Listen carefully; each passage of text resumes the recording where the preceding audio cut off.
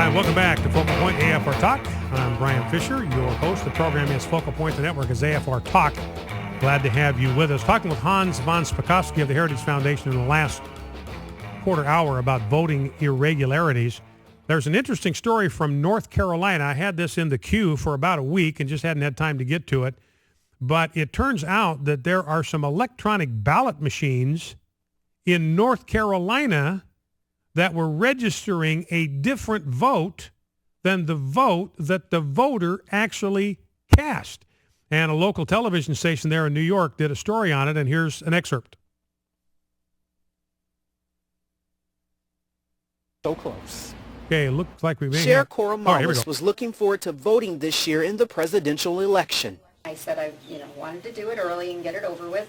Cher is one of many early voters in Guilford County, but what happened to her at Burr Mill Park Monday has her worried. I don't feel good about it. It's scary. Cher says the voting machine at Burr Mill cast the wrong ballot. Here's what happened. Cher says she pressed a selection, Governor Mitt Romney for president, but when she cast her vote, it went to President Obama. She says she tried again and again, 3 times total, and still the same problem. It's also the same scenario for Marie Haydock. She voted at Burr Mill as well. The frustration is every vote counts. Whatever they're doing is not working. Whatever they're doing is not working. That's another reason I don't like electronic voting machines. I think we ought to do it the old-fashioned way, do it paper ballot. I like the punch deal, the problem they had down in Florida, but at least you've got the physical ballots. You got them with you. You can do a recount. They've got machines that do the recount. If you have to do it by hand, you've got the paper ballots right there in your hand. I still like that. I'm old school when it comes to the way we vote. Well, let's go to our phones, 888-589-8840, number to call, 888-589-8840. Let's go to Jack in Southwest Georgia. Jack, you're on Focal Point with Brian Fisher. What's on your mind? Case law, Brian. I think that I would be willing to sue on behalf of my offensiveness over not being allowed to run in the United States Olympic team. They're discriminating against me just because I'm not fast. Just because you're slow. That's right. That's the discrimination according to the liberal agenda. Yeah. Well, it certainly is. And this is the odd thing, Jack, and you're right on point here.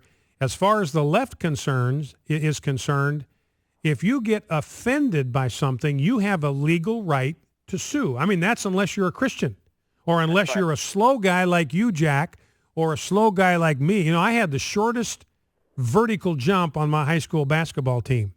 One more case in point. I think I can remember, and I don't have access to the Internet to look it up, but I think I can remember being a teenager and hearing of people being charged with manslaughter or murder of a pregnant woman and being held for 2 deaths as opposed to 1. And if there's ever been a conviction of manslaughter or murder of a pregnant woman where they were convicted of 2 deaths instead of 1, doesn't case law then outlaw abortion? Yes, it absolutely does. That's a good point, Jack, and thank you for the call. A lot of states have a dual homicide law now that if you kill a woman who is pregnant, you get charged for 2 murders. That can't happen, and it does happen. In fact, an odd thing over in Afghanistan, we had some soldiers that were charged with murder, and they were charged with 17 counts and not 16 because one of the Afghani women who was killed was pregnant. And our government charged one of our own soldiers with 17 counts of homicide. Then you think about what happened at Fort Hood, where you had a pregnant woman was shot down in cold blood by Major Nadal Malik Hassan, shooting those fellow soldiers down in the name of Allah. She was pregnant. There were 14 victims, but our government, same government that filed a murder charge because of the death of an unborn baby in Afghanistan, did not file a murder charge for that 14th victim in the Fort Hood shooting. But Jack is exactly right. And, if Jack's complaining, hey, I'm being discriminated against because I'm too slow, I said, I had the shortest vertical leap of anybody on my high school basketball team. I've been discriminated against because they will not let me compete in the high jump in the Olympics. I'm offended. My feelings are hurt. I am going to court. ACLU, where are you when I need you? Let's go to Greg in Ohio. Greg, you're on Focal Point with Brian Fisher. What's on your mind? Hi, Brian. How you doing today, brother? Good. How are you? Oh, I'm blessed, buddy. I'm blessed. Hey, I was just listening to your previous interview there, and you said you read a report about the absentee ballots being set out in Ohio. Yes, Not only is that true, but I received not 1, but 2 in the mail. Now, did you receive the applications or an actual absentee ballot? I know. I received the actual ballot. So you got 2 absentee ballots?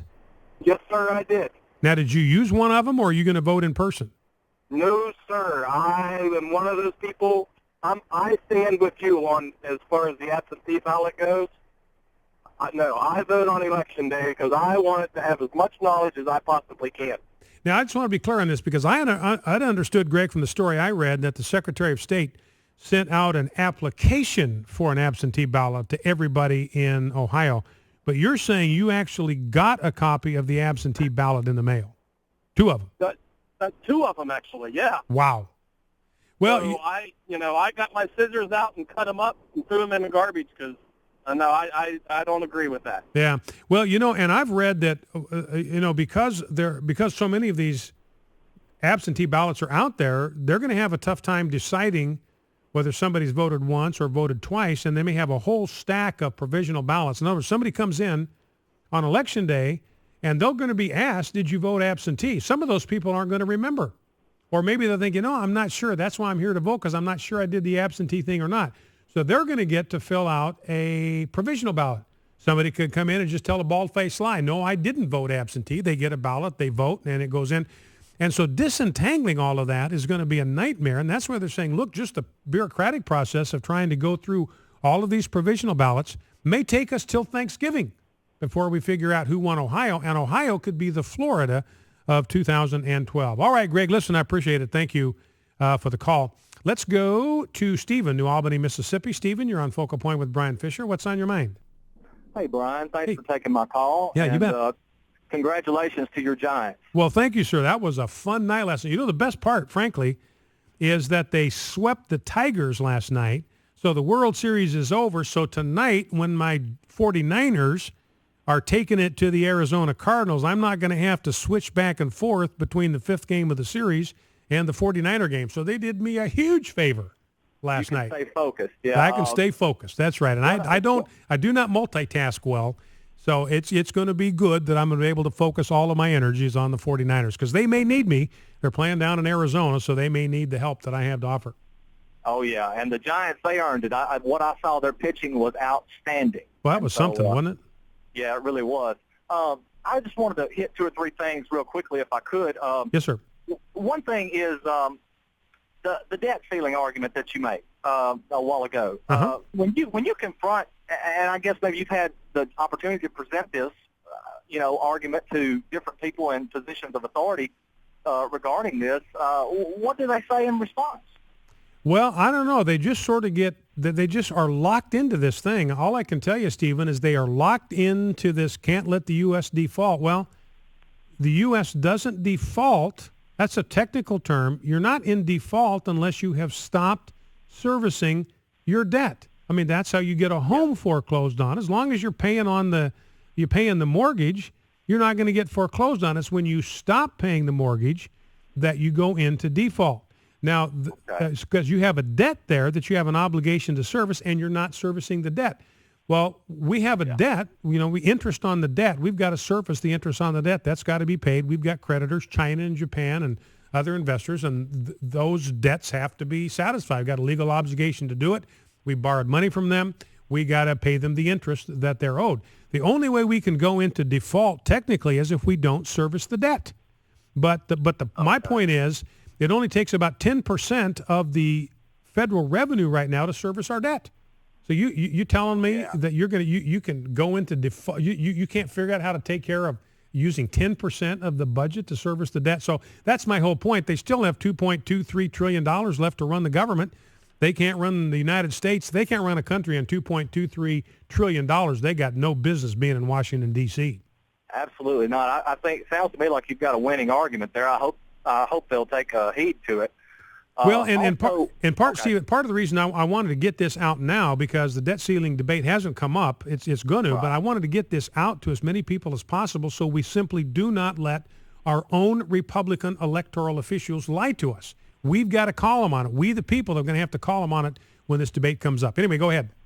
Well, I wanted to address Billy Graham's recent ad that he put in a lot of the major newspapers around the country, basically advocating for people to support biblical values in this election. and I've read some dirty things written about him. Mm-hmm. Some people came out very critical. One person said that Billy Graham was just showing how much he hated women and gays, and that is really shameful. And I've read comments of people calling him a bigot and things like that. This man has spent almost 60 years telling America that God loves them and sharing the love of Christ and the way to heaven. And for people to trash him like that when he simply comes out and says, this may be my last election, legacy is important, please vote the Bible. What a shame that people would criticize him like that. But some people, I realize, are going to criticize you no matter what you do. Well, and Stephen, that illustrates what we talked about at the top of the program, where Jesus said, if the world hates me, remember that it hates you. Remember that it hated me first. You're not going to find anybody in the world that is a nicer man than Billy Graham. You're not going to find a finer gentleman, a more courteous, respectful man, a man more full of integrity than Billy Graham. He does not exist on planet Earth. And yet look at the hate and the vitriol that's been directed against him. So your point is well taken, Stephen. This is a perfect illustration of just what Jesus says. And thank you for the call, Stephen. I appreciate it. Jesus said, if the world hates you because you tell it the truth, know that it has hated me before it hated you. If you were of the world would love you as its own. But because you are not of the world, but I chose you out of the world, therefore the world hates you. Remember the word that I said to you, a servant is not greater than his master. If they persecuted me, they will also persecute you. If they kept my word, they will also keep yours. And notice Jesus says it's all about a response to his word.